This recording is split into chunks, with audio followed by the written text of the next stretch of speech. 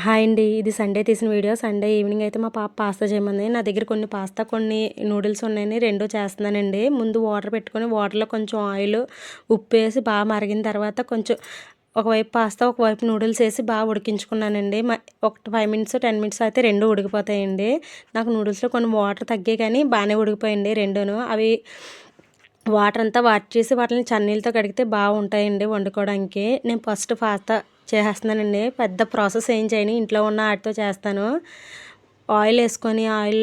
ఉల్లిపాయలేసుకొని ఉల్లిపాయలు బాగా ఫ్రై అయిన తర్వాత అల్లం వెల్లుల్లి పేస్ట్ ఏసుకోవాలి. అల్లం పేస్ట్ బాగా ఫ్రై అయిన తర్వాత కొంచెం పసుపు, కొంచెం కారం వేసుకొని అవి కూడా బాగా ఫ్రై అవ్వనివ్వాలండి. తర్వాత పాస్తా వేసుకొని బాగా మిక్స్ చేసుకోవాలి. నా దగ్గర కొంచెం టమాటా సాస్ ఉంటే టమాటా సాస్ కొద్దిగా వేసాను. నేను కారం అయితే చాలా తక్కువ వేసాను. హాఫ్ స్పూన్ వేసాను. లేకపోతే స్పూన్ వేసుకోవచ్చు. ఎందుకంటే మా పాపకి కాబట్టి నేను కొంచెం వేసాను. లాస్ట్‌లో కొంచెం ధనియాల పొడి వేసి దించేసానండి. టేస్ట్